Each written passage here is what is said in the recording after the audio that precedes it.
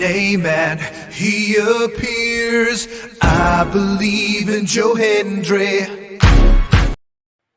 Yo, what's poppin'? All my peeps, it is I, your host with the most, Renaissance man, who always thinks he can, and your champion of the peeps, Patty Pitts, back here in the Yard Streams for another edition of Pitts and Sara's Wrestling Show, where we take no nights off. Okay, and we be taking no nights off here in the Yard Streams, and by we, I mean me and the best of the West. You can't forget about Sarah Marshall. What's poppin', girl?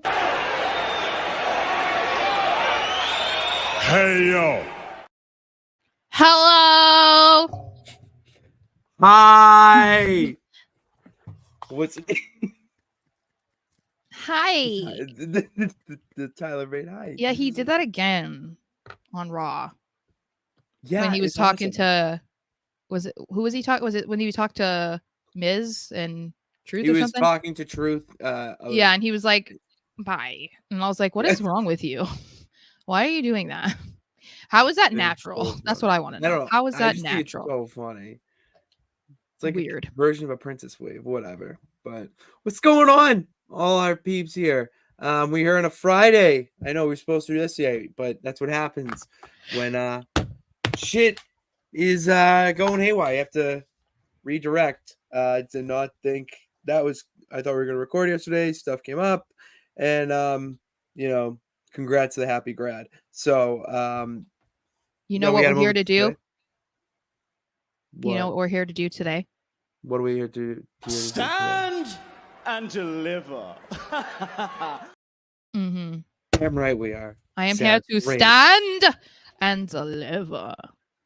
That's exactly it. I miss them. Basically. Yeah.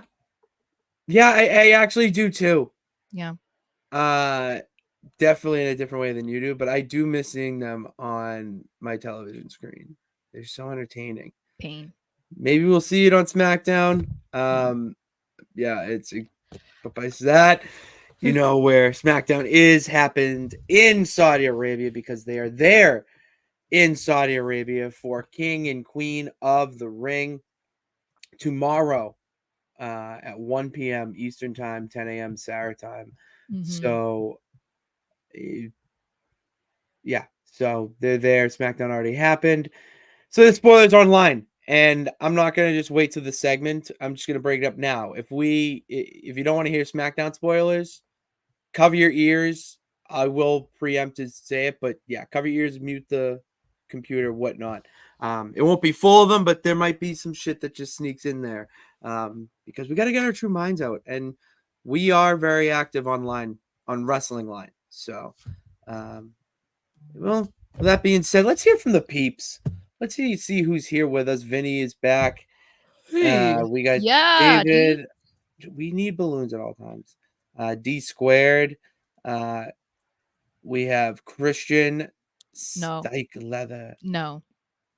Christopher. I don't know where I saw Christian. I'm like, no. Where Christian at? I don't see him. I don't see Christian. Christian in the room with us right now? Christian in the room with us right now? That was bad. God, it's been a long day. So, I freaking missed you too, Vinny. Thank you. It's nice to hear that from our late faithful peeps. And I'm just gonna not stop royal rambling here and get to what we all came to hear and see, our favorite segment of the week. Don't be a lemon, be a rosebud. Don't be a lemon, Sara. Be a rosebud. It is time for the lemon and rosebud of the week. If you're new here, what that means is that Sara and I give our favorite, which are the rosebuds, and least favorite things that we have seen in the world of wrestling this week, whether it be on a show, something we saw, or just a little thing about the art of wrestling. And I've been royal rambling here for quite some time, so I think obviously we should start ladies first. Sara, what was the best thing you saw in wrestling this week? Well, this involves a SmackDown spoiler. and I technically haven't seen it yet, but Yeah. I'm happy about it anyway. And that is Nia Jax beating Bianca Belair, apparently clean, for the semifinals of Queen of the Ring. And she is going to face Lyra Valkyria at King and Queen of the Ring on Saturday. And I think that was the best decision that they could have made. I don't think that it has anything to do with, Bianca, or I don't mean it in any way against Bianca, but she didn't need to be Queen of the Ring. She's currently tag team champions with Jade Cargill. So it's like she didn't need to be Queen of the Ring. That's kind of like, especially now that we know for sure that whoever wins King and Queen of the Ring are getting championship matches at SummerSlam. It made even less sense for Bianca to get it. And I think Nia was just the right choice of the people that they had on SmackDown if they weren't going to go with Tiffany, which I'm fine with because I want Tiffany Stratton to be Miss Money in the Bank.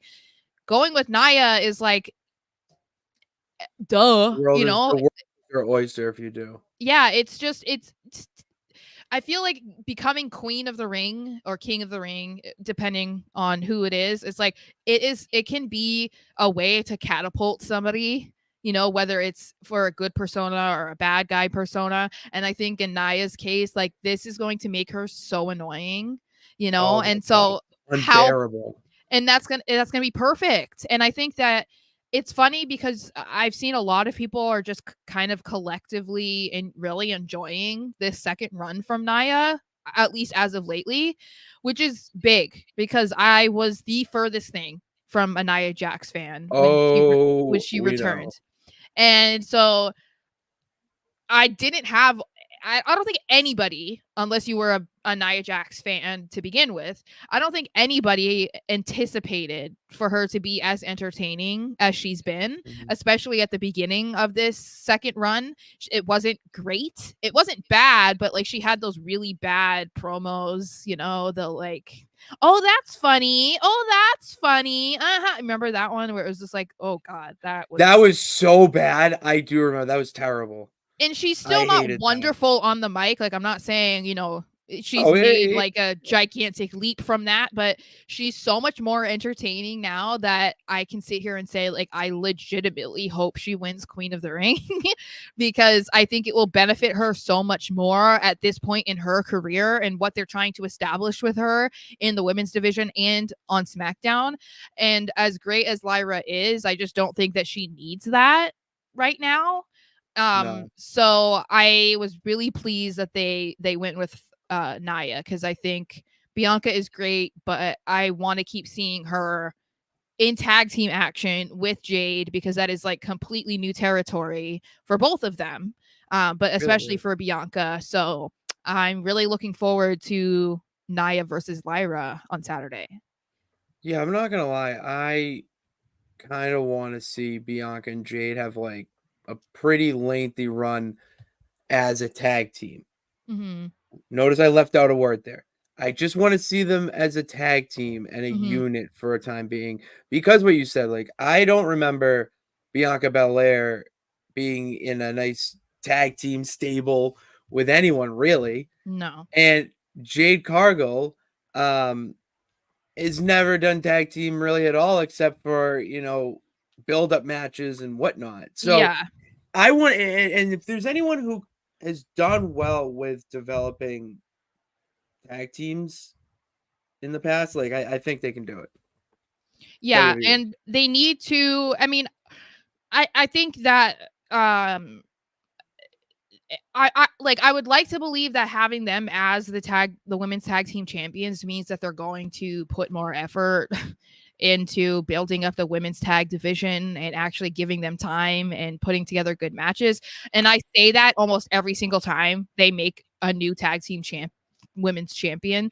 But I mean, because of the magnitude of the star power that Jade and Bianca have, I feel like they're probably the two biggest the most influential women that have been the tag team champions in WWE, that I feel like, okay, well, you need to kind of take advantage of how many eyes are watching, because it's not just like people love Bianca. People are really into watching Jade and what is she going to do and how's she doing in the ring and how are they trying to use her, blah, blah, blah, blah. So I feel like they need to take advantage of that moment and legitimize the division more. So whenever they do eventually lose them, we're not going to be back at square one again with whoever takes the titles from them, because that seems to happen like every single time. They have this really hot moment. They, a new team is crowned champion, and then their run is kind of anticlimactic, and Yeah. it gets exciting for when they lose, and then it's just a repeated cycle. So I would like there to be for it to be a lot better than what we've seen historically. We need change. We absolutely need change within the women's tag division. I mean, someone needs to legitimize themselves as the best women's tag team. Well, to give the title, because there's no lineage really with it. Well, and because like I said, I think the biggest issue that they constantly run into is they don't want to ever have a women's tag team stay together. They always just want the women to be pushed as individual stars. And I think that's the problem, is that they just have this obsession with every single woman here needs to be a single star. They can't be like Lockdown in a tag team. The only ones that I can see that stayed that way were the Iconics for the most part, until they made the horrible decision to split them. And then we have Kaden and Katana. Other than that, it's like any other like women's tag team. Kabuki Warriors. Well, that was still new though, because they had their own careers, is what I just mean. Okay. Why are they not developing women's tag teams in NXT and keeping them that way? Like, I get the argument of there's always going to be a bigger star and maybe there's a Janetti, but like that also, if we're going to believe that narrative, then we need to say, okay, well then don't they work really well together as a tag team? Like, isn't that Exactly. don't they need each other? So then it's like, instead of pushing this person to be a huge star and like eventually releasing this other person, why don't you take advantage of them being together and how good they are as a pairing and go with that? There's plenty of women that they have in WWE, in NXT, or people who haven't even debuted in NXT that can be at the top and could maybe eventually replace Becky and Charlotte and Rhea and whoever. But there's no tag teams. And that is a huge gaping hole, I think, in WWE's roster. It is. And they need to change. Yeah. They might change, or not the title, it's by any means, but the women's tag team champions are going to be on the pre-show, taking on Candice LeRae and Indy Hartwell for the tag team titles. I think that's cool. That's exciting. That's nice. At least we're getting pre-show match, and it's against Candice and Indy, who I think they would be at their best. They could be a legit tag team. Yeah, they just need to put more time and energy into actually like getting them on TV and putting them in enticing storylines, and not just like having, these one-offs, or no, not even one-offs, but like these weird matches with Maxine and Ivy and stuff. Like, no one's gonna get behind them for beating down Maxine, no one's gonna hate Candice because she cheated to beat the girl that's greener than grass. Like, it's just not it's not hitting. So they need to do something else with them to get people like interested in actually wanting to watch them, because they're both really good.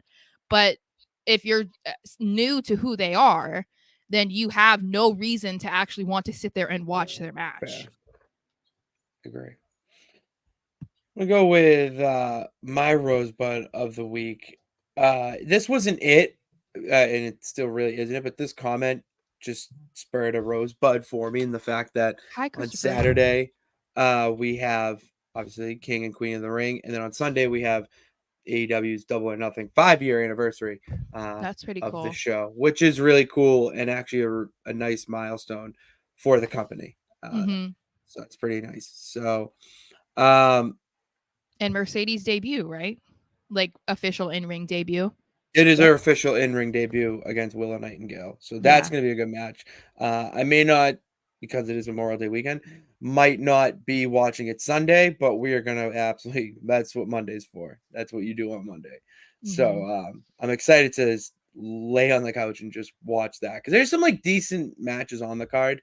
You know, I mean, I'm excited for Aleister Black, Cope, not Edge, but I'm excited. That should be a nice gimmicky match. Is Claudio Swerve. No, but Moxley I've just been watching them play Overcooked just because I want to watch Claudio. that's That's it. That's the only reason. he cut a great promo actually. I love him. The other day. It got Moxley to pop a little bit. I would have his children. That's all I'm saying. He's right up. Yeah, he's your type. Yeah. 100%. I I'm going to the phone because I took notes. So okay, because we're getting better. Okay, Sarah. Okay, we're becoming more mature. We're just gonna keep a running list of just rosebuds and lemons. Okay, that's what we got to do. So my rosebud is the Bang Bang Gang's championship card that they have. Have you seen this? Okay, so they're the Unified Trios Tag Team Champions. Problem is, that means that they would have 3 belts each, 12 to the stable. And how the hell are you going to carry 12 belts around? It's ridiculous. Yeah.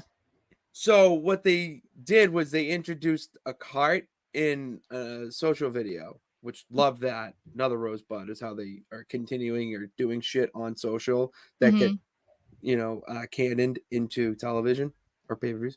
So they have this cart that brings around the belts and they just wheel it down to the ring and then they just take one of each belt. So like one of the guns will have the Ring of Honor, the other gun will have the AEW one, and then the other, whoever it is, will have the Acclaimed Unified title because they still keep that one canon too for some reason. Okay. So it's hilarious and I love the whole bit. And the Bang Bang Gang is like one of the best things that AEW has going right now. Jay White is awesome on the mic and in the ring too, but especially on the mic. That clip though. Which one? That one that was like, who the fuck wrote that? Or what? Who the fuck wrote this? No, I thought it was we love this shit. No. It was like, who wrote this? Oh, that was different. Yeah. That was bad. During Jay White is talking is why. Was it this week? I think so, yeah. Because I heard I love this shit when I watched it back. I saw it was like, who wrote this? I like it. It's really like they're but then what was my other rosebud? No, I didn't have one. Sarah, what's your lemon of the week? Do you want me to just do you want me to just put it up? Yeah. Yeah, why not? This obviously is going to be Sarah's least favorite thing of the week. So the floor is yours, girl, I'll just spin my title. It's just it's been an absolute clown show, honestly. So obviously we haven't seen the documentary talking about how WrestleMania 40 came about because we know that there was a plan at some point for it to be Roman versus Rock. They had to pivot back to what the plan originally was or should have originally been or whatever because Mr. Gewirtz or however he pronounces his name he's trying to rewrite history. He's trying to rewrite how all of this came about. And for the most part, it's in The Rock's favor, which is why I take issue because we're not going to do that. We're not going to be trying to paint Rock to be some sort of savior, wrestling god, genius, whatever. And Cody is some like selfish kid who wouldn't get on board with what the WWE story was supposed to be. And he's the reason why we had to pivot. We're not doing that. Sorry. But yeah, he was on a Busted Open Radio and they interviewed him. And of course, they were just asking him about this whole thing. And he had a lot to say because he was the longest tenured writer under Vince McMahon for WWE. And he also is an SVP for $7 Productions, which, mind you, is The Rock's production company. So also got to take that into consideration when you're listening to what this guy is saying about WrestleMania and The Rock and Cody and Roman, because gonna believe that his viewpoint is a little slanted because who's paying him? The Rock. So he just says a lot of things, and a lot of it just contradicts each other. At one point, he says that the original plan for WrestleMania 40 was Cody versus Roman 2, which was apparently planned after WrestleMania 39. But then he goes on to say that the original plan was actually Rock Roman for WrestleMania 40. And then he felt like it was problematic for Cody to win the Royal Rumble, which again, if they had already decided that it was going to be Rock Roman, then why would you have Cody win? He was then saying like, well, that's why I said I thought it made more sense for CM Punk to win the Royal Rumble, because then he could have just faced off with Seth Rollins. I'm like, you sound like an internet fan. That's what you sound like. That's why I can't take him seriously, because it's so hard for me to imagine that everything that people have been saying online since the Royal Rumble is actually like what happened or what these people believe. You know what I mean? Like we can sit here and talk. We have a wrestling show. We talk about our opinions. We talk about our viewpoints. We talk about what we think is happening behind the scenes, but we don't know. And probably 9 times out of 10, we're way off. Because we're not writers. We're not, we have no experience in being a part of a wrestling company and what it takes to write stories and stuff. So it's like, it's very hard to believe that everything that we have said lines up with what actually happened. And I feel like that was basically what he was saying. Everything that he was saying was stuff that we had said. And so it's hard for me to believe that, okay, Roman versus Cody Part 2 was in advance, was planned a year in advance. Okay, cool. That had been locked down for 8-9 months, and then all of a sudden, because it had been talked about before, The Rock is just conveniently available, and then they decide before the Royal Rumble that they're going to do Rock Roman. But not really. It wasn't like really solid. It was like, let's go see how they react. Because of course they're going to love it, because I'm The Rock and we want to see The Rock versus Roman. That's why The Rock went out and teased about how he wants to come for the head of the table, or he wants to sit at the head of the table. And everyone loved it. So we didn't really understand why they didn't love it when Cody looked like a sad little puppy dog handing over his match, which they didn't like either. And I'm like, but then he's like, that sucked, but like it's kind of hard to blame him. And I'm just like, you can't talk out of both sides of your mouth, bro. Like you can't do that. And then trying to claim that The Rock is the one who pushed the pivot, like, bro, it's just like, no, we can't do this. This none of this stuff is on one person. We have to say it had to have been collective. Like, you don't even work for WWE. You are not calling the shots just because you work with The Rock. Like, you are not dictating what is going on in the company that you don't work for, and neither does your boss.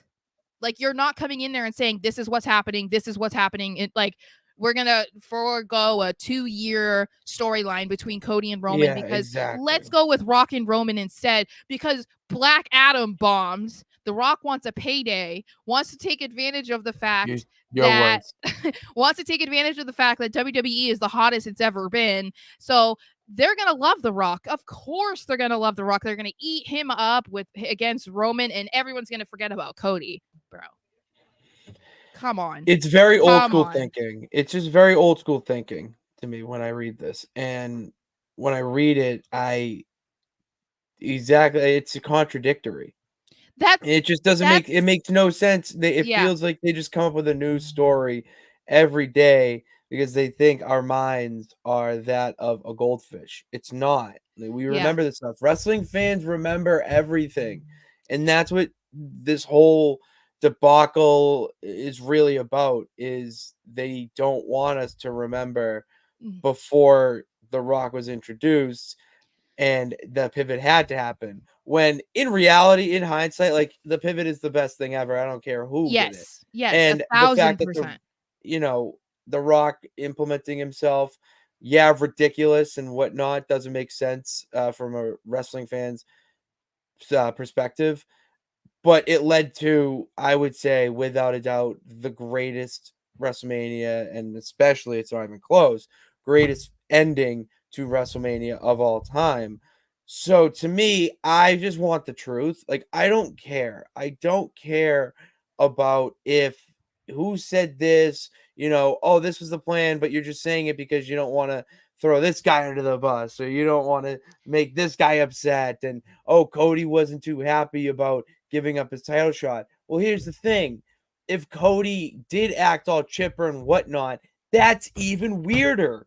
Well, okay, that's weirder. Because then people are reflecting on it, right? Now that we're hearing more of this, there's going to be bits and pieces of the truth in what he's saying, but you just don't exactly know what the truth is. But then when people were looking back, so if we're saying, he's claiming that it was decided or almost decided at Royal Rumble, but Cody was still told he was winning the Rumble. He was told before the Rumble match that he was probably not going to be facing Roman Reigns at WrestleMania, that it was going to be The Rock. Please tell me then, 1, why was Cody still the winner? 2, Roman and Seth are out there watching the Rumble match. And 3, why did Cody point at Roman? If the plan all along was to not have him face Roman, because then you're trying to paint him out to be the bad guy for doing that. You know what I mean? Because it's like, if he knew that he was probably going to be facing Seth, why wouldn't he have pointed to Seth? Or why did he make it a point to anybody? You know what I mean? And then you see him at Raw, and this was something I had totally forgot about until people brought it up. At Raw, he came out, I think probably to start the show or something. I don't remember exactly. But Cody came out and was talking in the ring. And do you remember when he started to get choked up and said how the last 48 hours were some of the hardest times of his life, and that he really needed us this past weekend? And he's like tearing. Now you know why. Because they were taking away his entire opportunity that they had been building up for a year. And it's like, none of this makes any sense. And then some people were even talking about, like, was Triple H being a double agent? Like, was he like saying yes to all this stuff with The Rock, so Rock versus Roman, but then he purposely kept Cody as the winner of the Rumble because that was what he wanted to do, and like that's what he actually wanted to happen? I don't believe that, but I just don't. The stuff that this dude is saying, it just doesn't add up. It doesn't make any sense. And that's why I kind of question if the reason why we're hearing these theories now is because we're going to see a bunch of BS in the documentary whenever it's eventually released. Because I think The Rock is the one that's holding it up because The Rock wants to look like the good guy.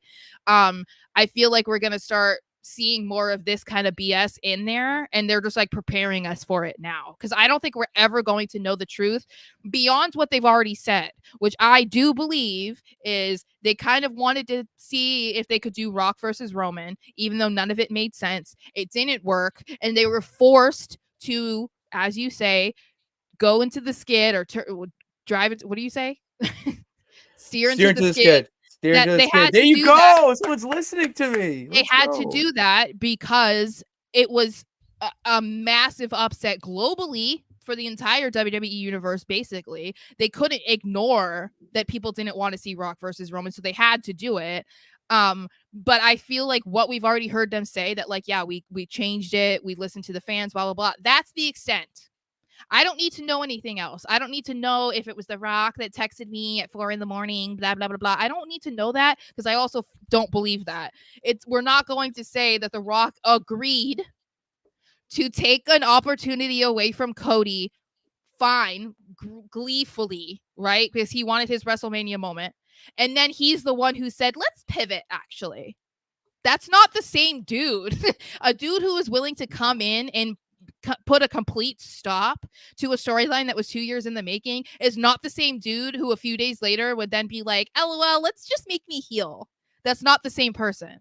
And someone's lying. Someone is lying here. That's what I mean. Like, this is why I feel like he's trying to make The Rock look good. And it's like, it's fine if he is just the dude that wanted to take the match for himself. If that's who he is, by all means, bro, do that. That's what you wanted. You probably have the pull. Clearly you did, because it was the plan.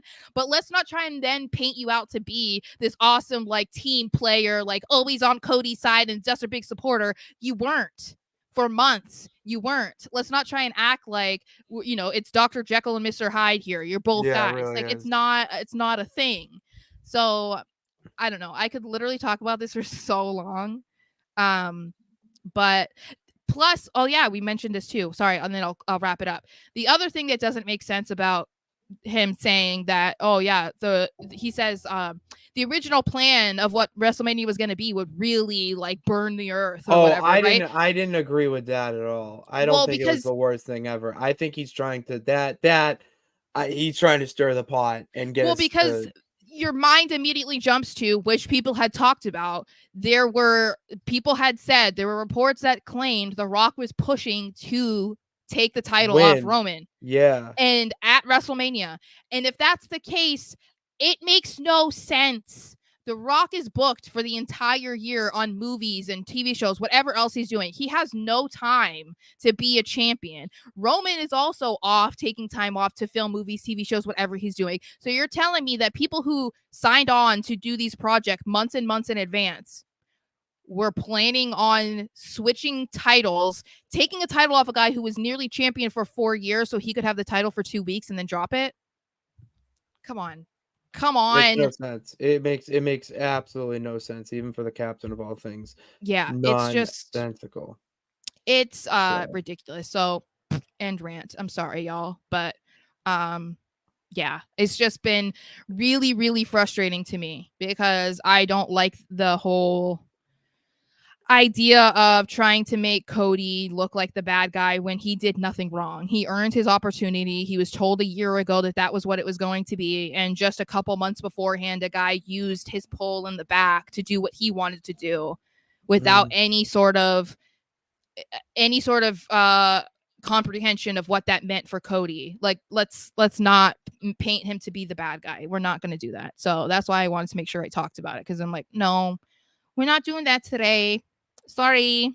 That did really grind your gears. Yeah, dude. It really did. Yep.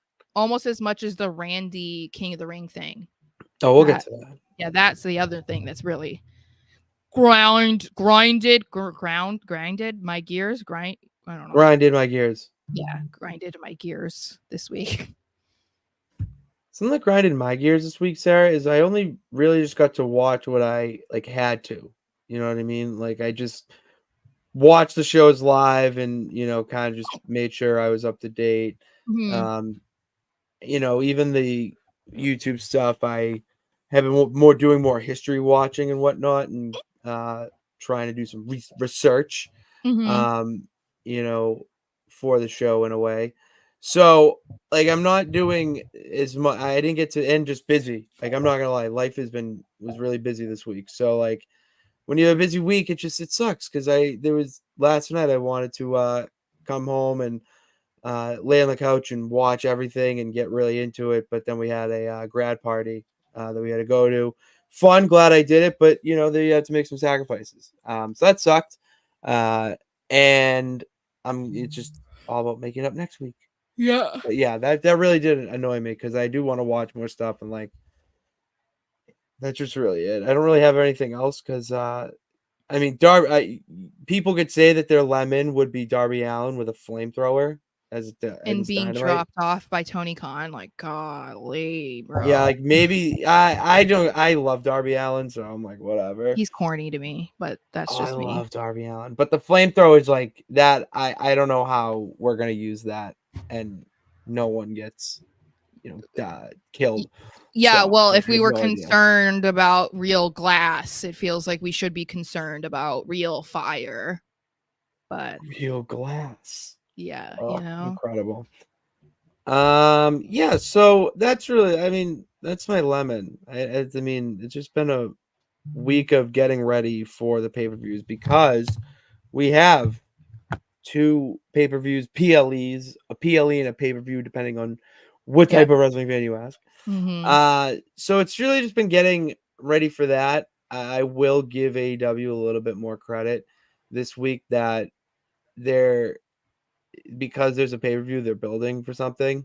You know what I mean? So you see the effort there, where I want to see them get to the WWE level where you just build to something that has a payoff at a show or, not at a pay-per-view.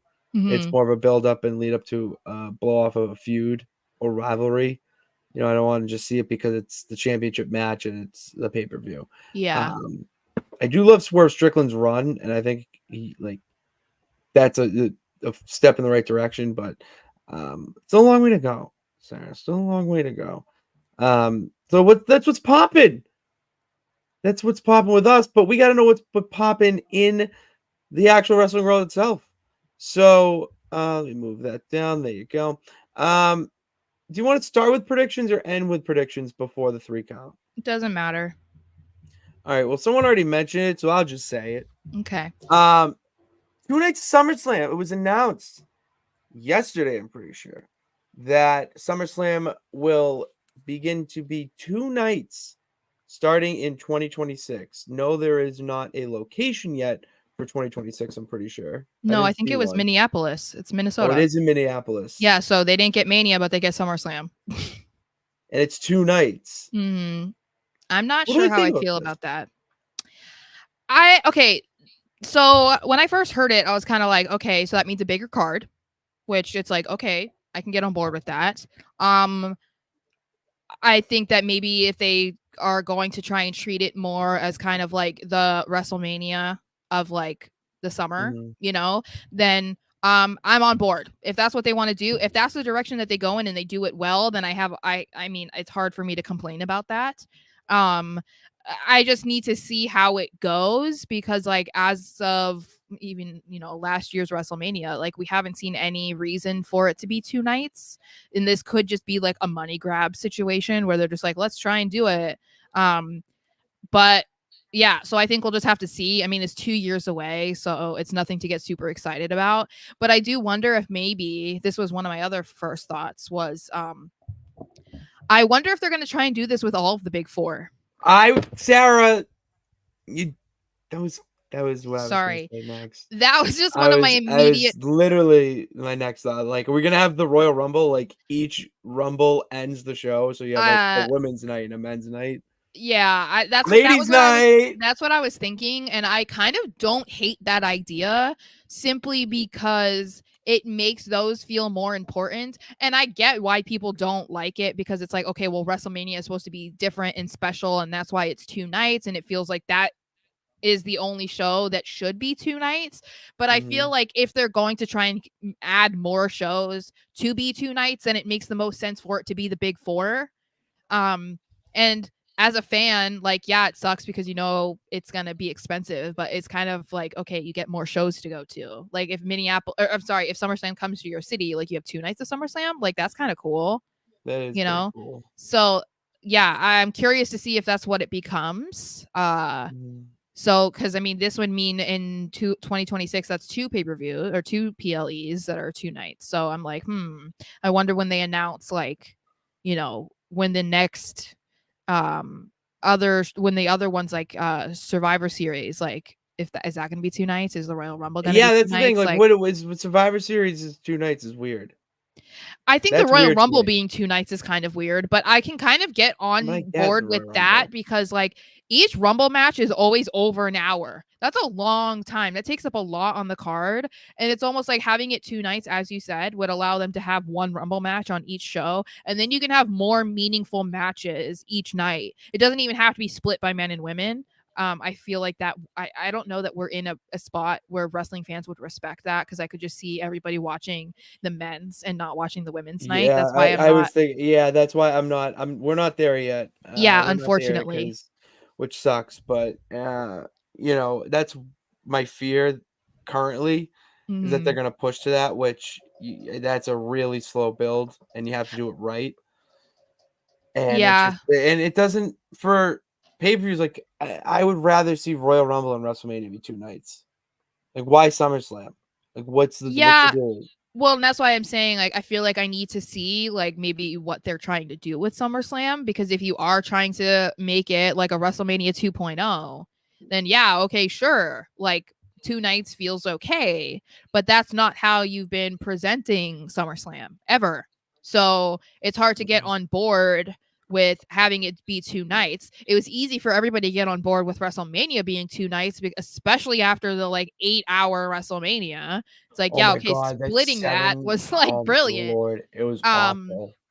But I think with SummerSlam too, it's like it's a little. I feel like it would be a little bit more difficult for them to build it in the same way that they build WrestleMania, because you have Royal Rumble and then you have Elimination Chamber and then you have nothing until Mania. That's not how it is with SummerSlam. There is something every month until SummerSlam. So it's like May, we have 2 pay-per-views in May.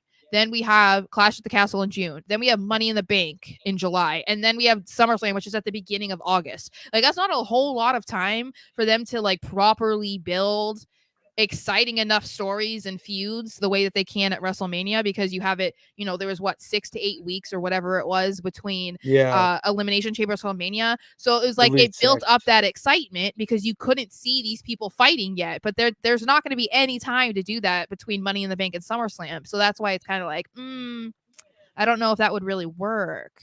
My thought process goes to them completely rearranging and changing the pay-per-view schedule. I'd be okay with them taking some away. That's right. Yeah, like they take some away and shift some, but I just don't know if I see it happening, because like they just merged with UFC or whatever to have like the same company like overseeing pay-per-views. So I think they're going to get more expensive. And I also think that if they're trying to make more money, then they're not going to want to take pay-per-views away unless they make up for it by jacking the prices up for every other show. So they make up for taking shows away. That's the only way I could see it. But if they have streaming services, they're not. You can still watch them. Well, I'm just saying, I don't know. Everything's about money. So yeah, at the end of the day, it's all about money. Mm-hmm. I'm very interested in where this is going. Oh, I hate to see that, Vinny. I hate to hear that you went to SummerSlam. Oh, I went to SummerSlam 2010, 2011, 2012, 2013. Never left early. They weren't all great. Let me tell you, the 2010s were rough, but I stayed. You powered through. That is the Lord's work. Seriously. I've only left one early, and technically I didn't leave early. I left after the end of Dynamite, and then Rampage was next. And I didn't stay for Rampage because I had to be a human and wake up at 4 a.m. So that sucked. But that was the only time I left early. I don't think I've ever left early. I can't. It's like the same thing about sports games. I can't leave early. I can't do it. I can't either, especially like for football and stuff. Like, I can't do it unless you were getting blown out. Like, if it's like 64-0, then sure, yeah. But like, if it's a game that you can actually come back from, then like, yeah, I'm staying. Like, even if we're losing, I don't care. Exactly. And Christopher basically says what we said, that I think if it will have to be planned in the same way. I'm just not sure if they can pull it off. That's the only concern. And having 2 WrestleManias, it devalues WrestleMania as a whole. It really does. So I don't want to see them go down that road. That's a bad road. Yeah. Well, they might even change their mind, because it's clear that they pay attention to what is being said on social media. And so if people are really not digging the 2-day idea, then they might not try and do it. They might wait to see how it goes in 2 years at SummerSlam. And if it doesn't go that well, or it's not received well, then maybe they won't try and do it with other shows. Mm-hmm. Hopefully not. What's next? Did you get rid of that? Oh, you did. Or did you? Yeah. No, you didn't. You didn't. Yeah, we'll go up the list. Sarah, who said this? as we all know, Mercedes Monet made a comment. I forget who. I gotta have these things up. It was in an interview or something. Yeah. It was in an interview. I want to get it though.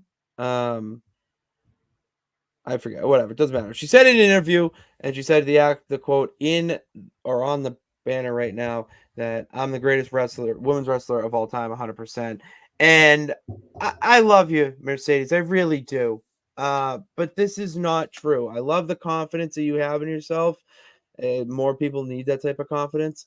However, this is just factually incorrect, and that's what irks me. And not because you're not in WWE or because you're in AEW and not being booked as your it has nothing to do with those factors right now. It's the fact that there are at least 5 to 10 people. No, I'd go 5 to 8 people that deserve to have themselves be called the greatest women's wrestler of all time. So I'm not in on this, and I just think this is this was a bold statement to make. I think it's corny. Like, I think I don't really take issue with people who say, I'm the best right now, like I'm the greatest, like every time I go out into the ring, like I'm the best in the ring, whatever. Well, yeah. The way that football players, basketball players, whatever, they'd be like, every time I go out there, I'm the best on the court, I'm the best on the field. That's fine, because that's just having confidence and just trying to put that out into the universe, that's fine to me. I'm just like, okay, whatever, even if I don't agree.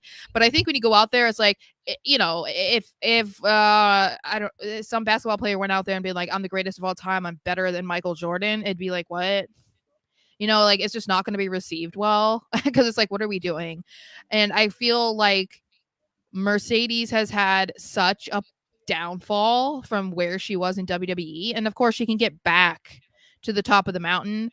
But to me, that already invalidates what you're saying, because you haven't been able to maintain being at the top consistently, because you decided to leave, you took a year off, you then went to the other company, and you haven't done anything despite being there for how many months? And I think that obviously whoever is the greatest of all time, it's so subjective that it's like, you can think that of yourself, but at the same time, were you ever the best at the company that you used to be at? Were you ever considered the best in WWE during time? Did you sell the most merch? Were you the best on the mic? Were you the best in the ring? There's so many factors that are involved in determining who is the best of all time. And it really depends on who you ask, because a fan is going to have a different response than a legendary wrestler. They view who the greatest is in different ways. So I think it would be better if she just said, I am the best women's wrestler right now, 100%. Good for you, girl. That's confidence. You believe in yourself, whatever. But to say that you're better than the women who paved a path for you to even exist in wrestling, I think is just a little bit weird and premature. It's a good word. I like the word premature. Yeah. Because she's going to go down as one of the greatest of all time. And if she can pick her career back up. I still think she will go down as one of the greatest of all time. I do not think she will. I have a hard time believing that when someone was doing as well as she did, and then they just fall off the face of the planet. I just because people were saying, we talk about it with football, right? People were saying okay, after Tom Brady won the first 3 Super Bowls, he could have retired in 2010. And it would have been the greatest of all time. I just don't know that to me, no, that's a weak argument. Because could he have been the greatest of all time? Sure. But there were people who won more Super Bowls, had better stats. They had done more. You know what I'm saying? He would already be done. He would not be considered the GOAT anymore after what Patrick Mahomes is doing. No, it's the longevity of his success and all that he accomplished and all that he did for the game of football. All of that collectively is what makes him the GOAT. It's not just because he had a good span over however many years. And I feel that's why I don't agree with Mercedes, because it's cool, you were great for 5 years, and then after that it's okay, I don't know.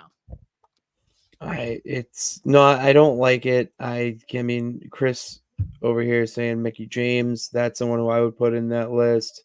Trish Stratus, Lita. Yeah, China. Some people say China. I would say China was revolutionary because of what she looked like and how she changed the idea of what a women's wrestler could be, because she was big and strong and not the stereotypically beautiful blonde, woman that they had in wrestling, and she could actually like get down with the dudes. Like I wouldn't say she was the best ever as like a well-rounded wrestler, but like she changed the game for a lot of women. So it's like, that's why I'm saying it's like, it's very subjective, but there are people who I think that have done a lot more over a longer period of time that have arguments to say to Mercedes, hey, I probably am better than what you are right now, but she could get there eventually. I mean, she's done enough in her career and has plenty of time left to do more that she can become the greatest ever. I just don't think she's there right now.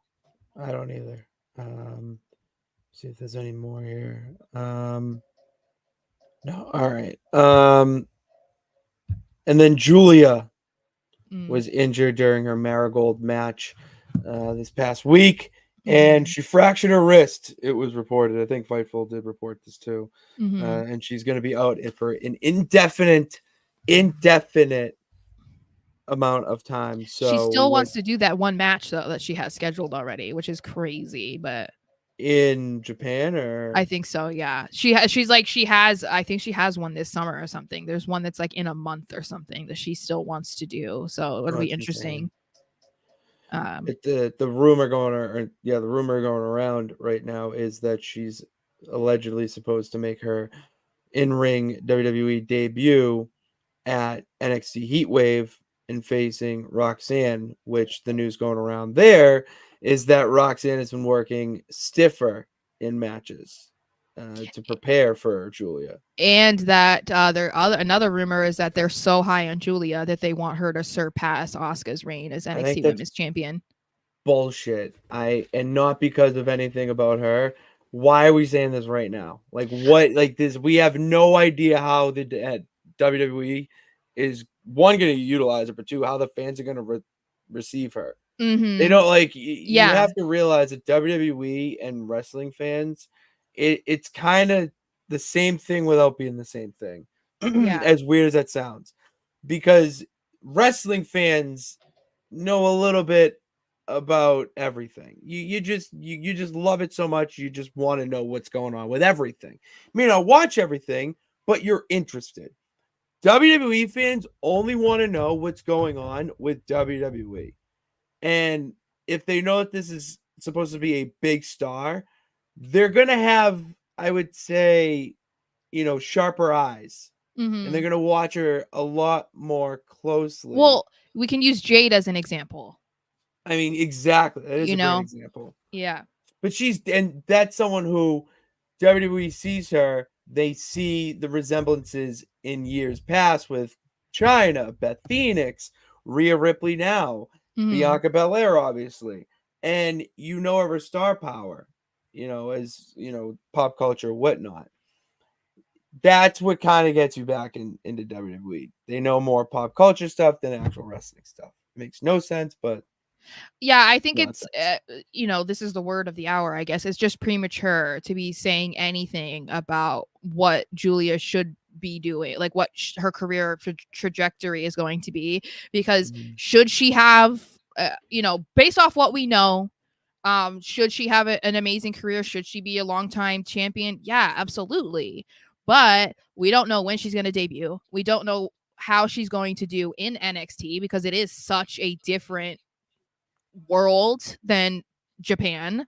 And it's like, for a business that is really based on the reaction of fans, you can't make predictions like this. Like, you can't say this is what we're going to do with her. Okay, but you don't know how people are going to react to her. It's like what we were saying earlier. We were talking about The Rock, Roman, Cody. Like, yeah, okay, maybe the plan was to have Rock versus Roman at Mania, but the fans were like, absolutely not. So you had to shift everything that you had already planned and thought about. So saying, oh, we want Julia to come in and be the longest reigning NXT Women's Champion. Okay, but what if people don't want that? Like, it's just like, exactly. You don't know. Maybe you bring her in as a babyface and it's not going to work. So it's like, yeah, I don't know. But I'm excited to see whenever she is able to debut. I think her versus Roxanne is cool. And I feel like it's a really cool opportunity for Roxanne if the plan is for her to be her first opponent. I feel like that's I mean, we already knew how much they like Roxanne, obviously, but that says a lot about how they view her and what they think her future in the company will be. 100%. That's a very important honor to be Julia's first match. And she's only like 23 or something. Yeah, like she's a baby. She's young. She was like one of the longest reigning women's champions in Ring of Honor history too. And think of her age. Like that's insane. Yeah, it really is. All right, as I get this up here, we'll move to the next banner, which is AEW Double or Nothing predictions. We do both sides of the coin here. And even though Sarah may not watch as faithfully as I do, but we got to include everybody in this. I was giving you a benefit. I like to include all my peeps. So okay, we are going to do our predictions for the show on who is going to win and who will not. And I should write this. Oh, no, I'm number 5. All right, so I will start with, a lot of matches here. We got the Bang Bang Gang, which you know they are, versus Death Triangle. It's Penta, Ray Phoenix, and Pac. The Bang Bang Gang. I'm going Bang Bang Gang too. Chris Jericho. Jesus Christ. The Learning Tree. Hook and Shibata for the FTW Championship. I will let you, the peeps, decide what you think that stands for, because Jericho doesn't even know what it stands for. So what FTW stands for? He's calling it for the world. Isn't it for the win? No, it's the opposite of for the world. That's but I just mean usually FTW means. It does mean that you're yeah.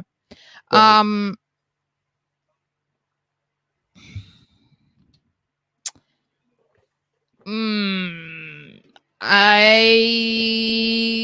just because I think that maybe they're gonna take some time to build this up, then I'll say Jericho retains. I'll go Shibata. I feel like Shibata could win it. I don't know. That's like a wild card to me. This whole storyline between the three of them has been so bizarre. I don't know. Orange Cassidy versus Trent Beretta in a wrestling match, not fight. Not straight wrestling match is what. Okay, who is it again? Like. Orange Cassidy versus Trent Beretta. Oh, Orange Cassidy. I'm going Trent Beretta. I think they're gonna. Dude, I cannot believe he's still around.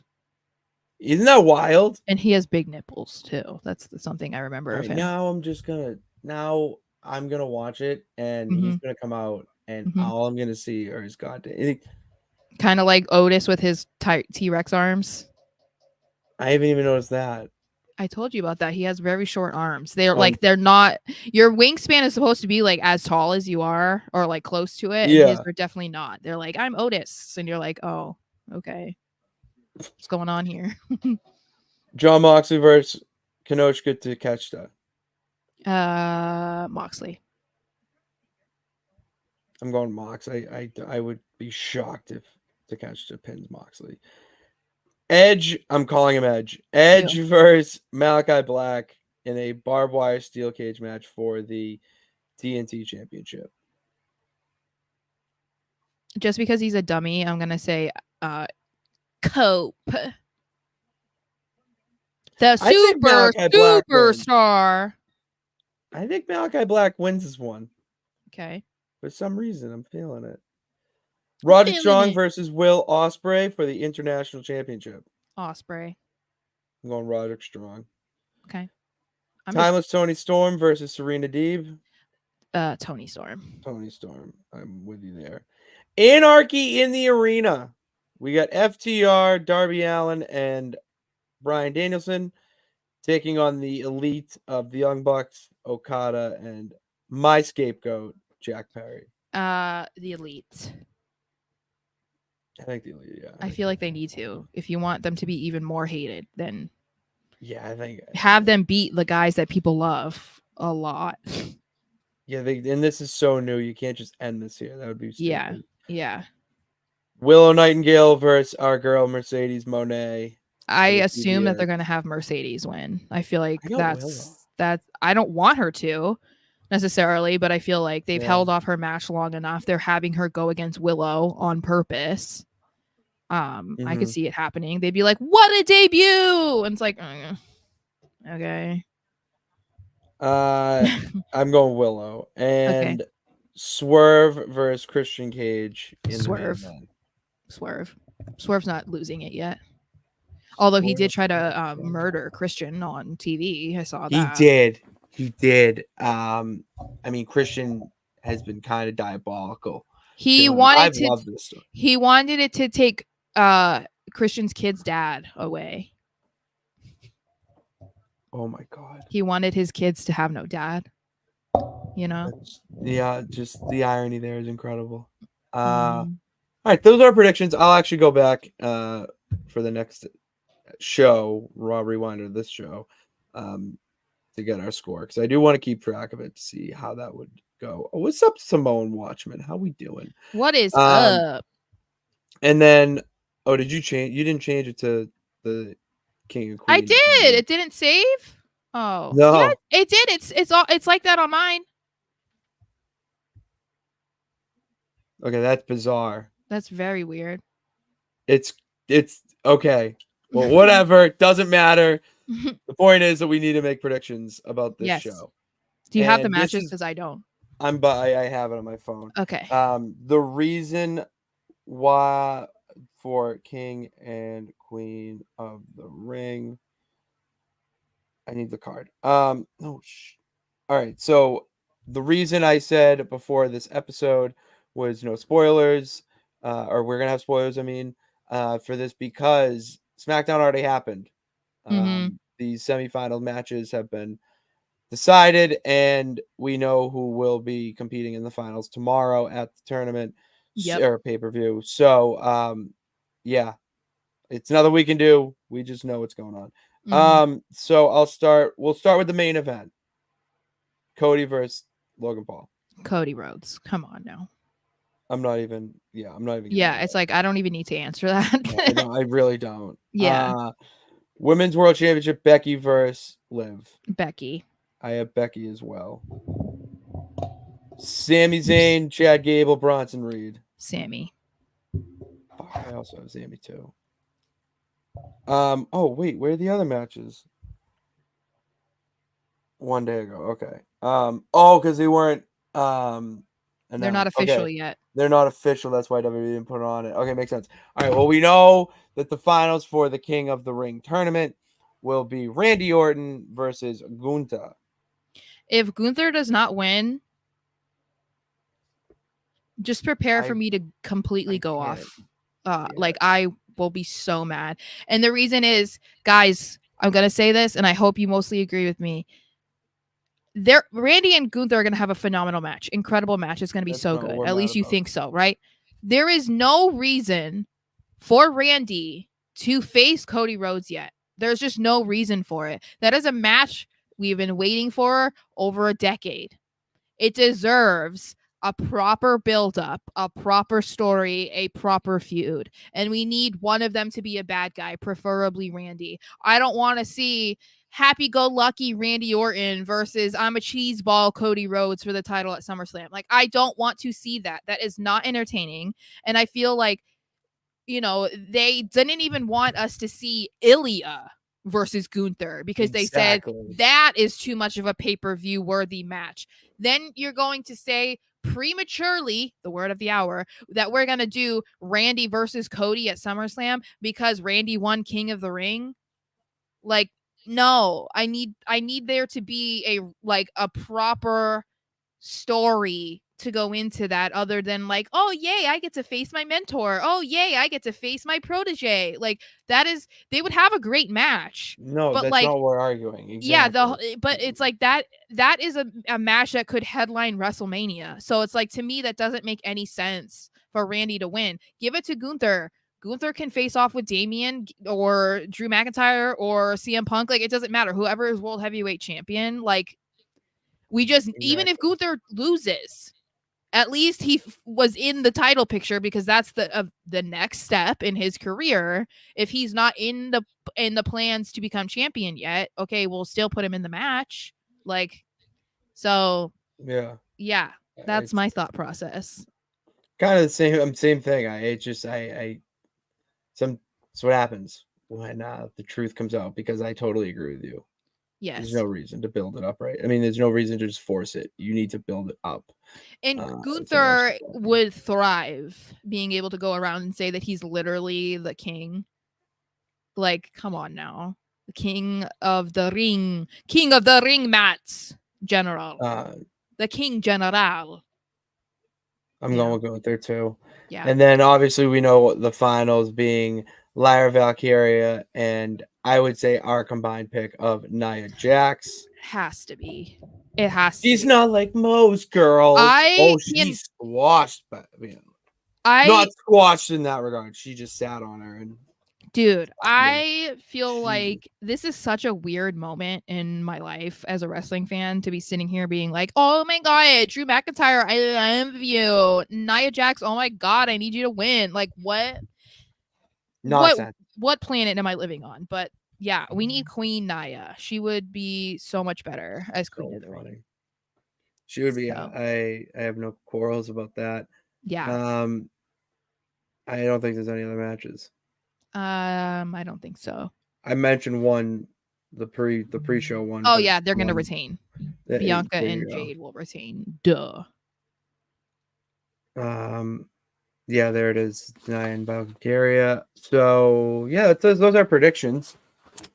And now let's head to the 1, 2, 3 count. A little slow on that count. But no, we got the 3 count. And I just wanted to go over this quick. Because this is ridiculous. This isn't true, but that's okay. I know. Okay. I know. Okay. I'm about to explain. Okay. So it was said, if you didn't watch the interview, then you would see this banner and lose your effing mind. Oh, it says just for the WWE Championship. I forgot. It was supposed to be at WrestleMania, people. It was supposed to be at WrestleMania. That it was supposed to be for the WWE Championship. It was said on the Chris Van Fleet podcast with Hornswoggle himself, Dylan Postal, real name. And then, for people who actually listened and watched the show, you realize, whoa, that's kind of wrong. Because it wasn't not supposed to be for the WWE Championship, but just a WWE Championship. Which even then, now we can have a conversation. Still absolutely ridiculous in my mind. All right, I'm sorry. That is such a. Also, I think he spelled Finley wrong. I think it's Finlay.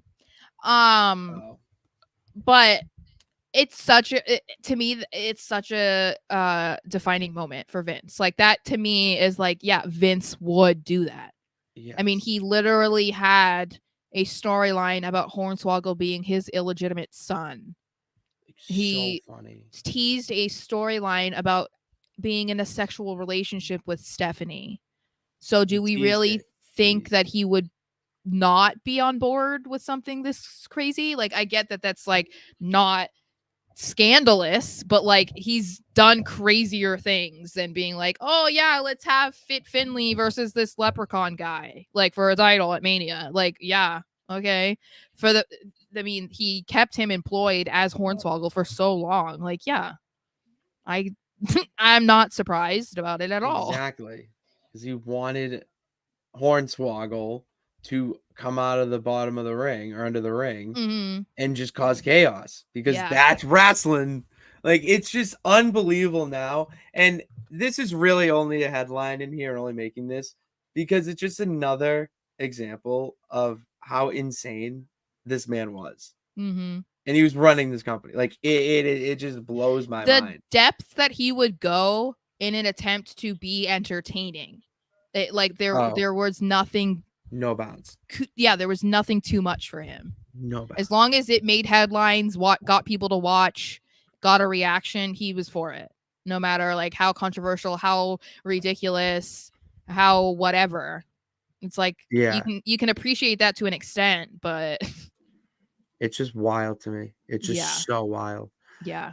2, Cody Rhodes said that when he was on Busted Open, that he would like to have a manager or whatnot, but it would be a classic manager. Mm-hmm. So who do we think would be the best for Cody Rhodes? Me. Oh, you would be his valet. Yeah. I don't know. Like, I would have loved to see him with like Paul Heyman, but that's not going to happen. He would be a good Paul Heyman guy, though. He really would. I don't know, because like Cody's in such a weird spot. I don't think he needs a manager, like in this current role that he's in. You know what I mean? Like, I just don't think that he needs a mouthpiece or like someone around, like, watching his back or anything. No, he doesn't. No. So but it's like, I mean, eventually, I don't know. Like, I would have loved to see him with Bobby Heenan. That would have been a really good one.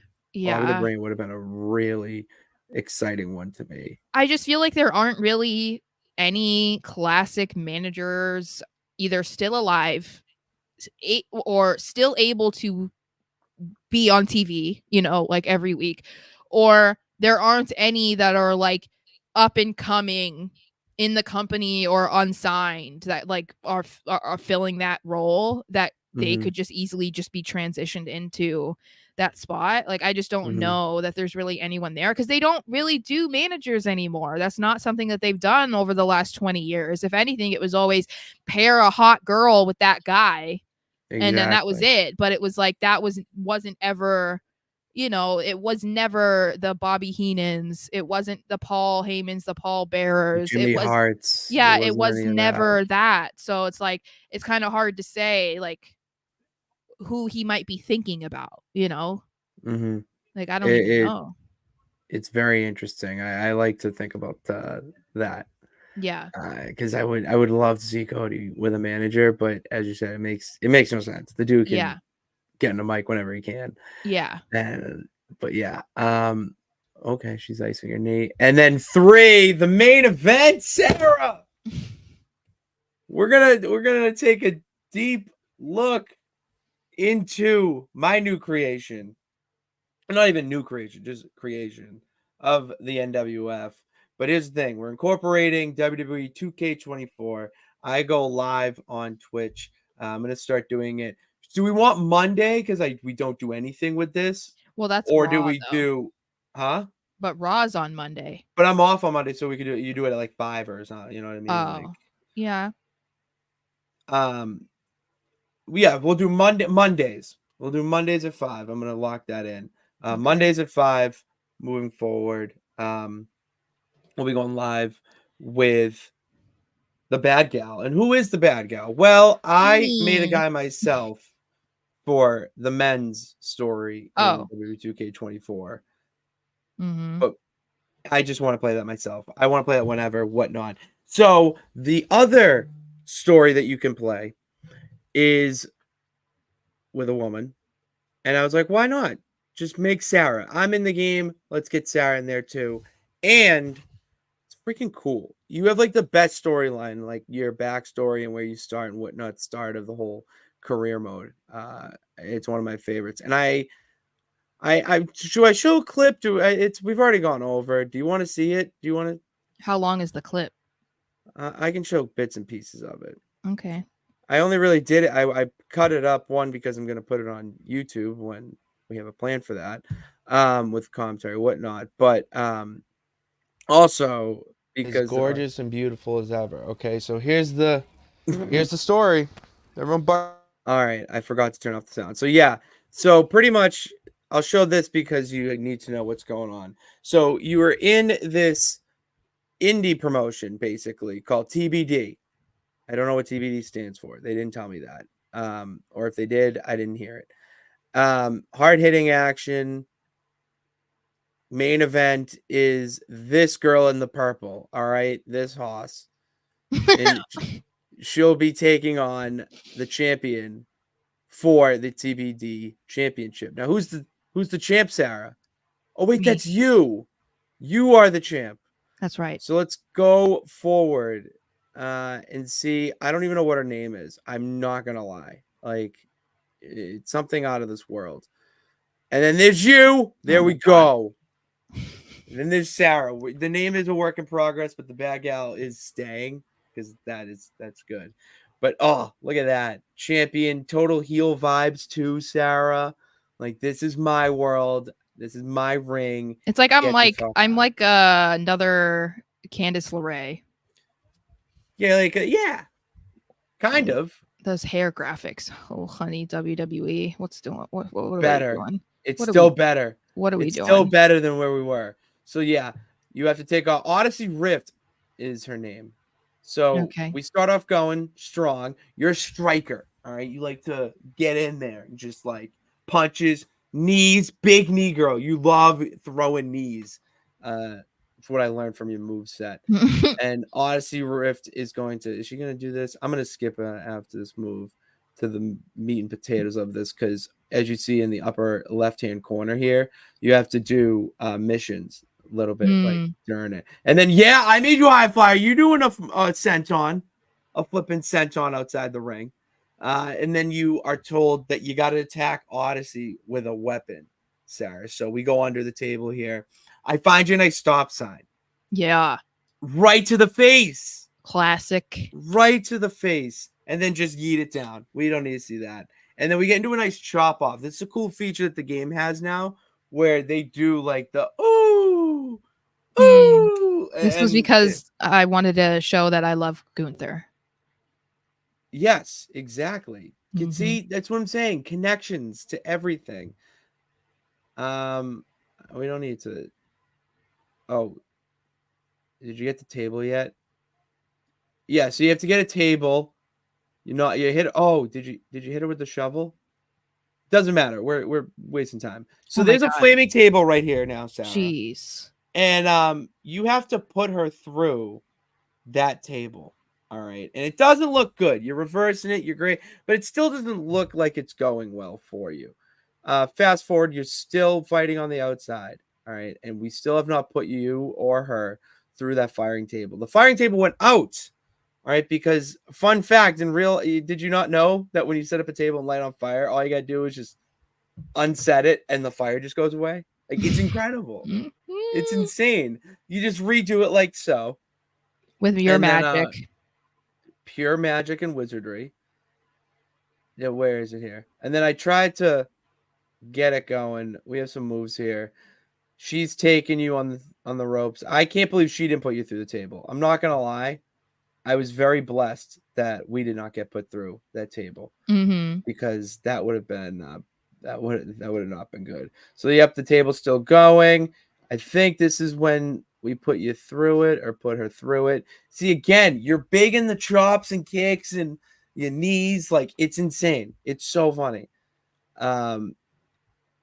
Yeah, see, again, with the knees and kicks, you're killing her. And then the table, again, falls down. So, like, we pick up a kendo stick. We go to work. She's crying on the ground because we use the kendo stick. And then, again, because you just carry matches in your shoe at all times. And I'm a witch. Fun fact about Sara.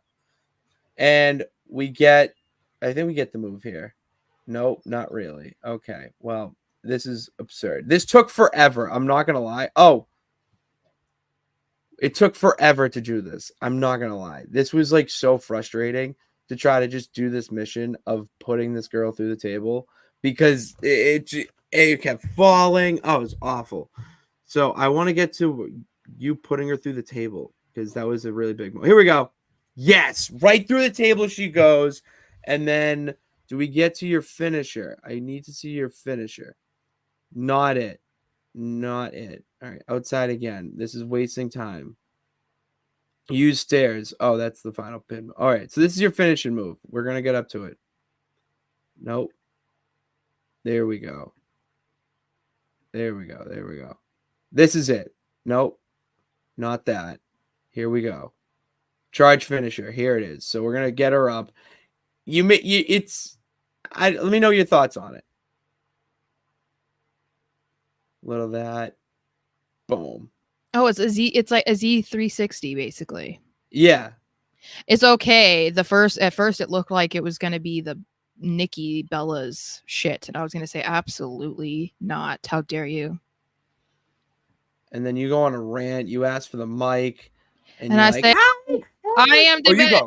I am the best wrestler in the world. I am the best women's wrestler of all time. 100%. That is Mercedes Moné. But also me. She lied. Look at you telling off the crowd. I tell the this truth. Is my belt. You guys suck. I hate you. Bye-bye. Mic That's drop. what I would say. Right there. Incredible. Bye, mic drop. Goodbye, beaches. I am the ring general. How dare you? So go check all that out on Mondays at 5, where I'll be taking Sarah through the TBD. So that's all we got for you today. Thank you guys for tuning in. I know it's a Friday episode, weird, and we have SmackDown on right now and King of the Ring on tomorrow, Double or Nothing on Sunday. We got a lot of wrestling. It's on at 10 a.m., Vinny, by the way. Yes, 10 a.m. for you, Vinny. So I am excited for it. Cannot wait for the weekend. And I hope you guys can't either. Hit that subscribe button. All right. And bell notification know when we go live. Obviously, follow us on socials in the description below. I'm starving and want my pizza. So until next time, we will see you guys. God bless. Remember that you could do it. All you got to do is try. We'll see you probably Tuesday, maybe Monday. Actually, Monday if you tune into the stream. So go do it.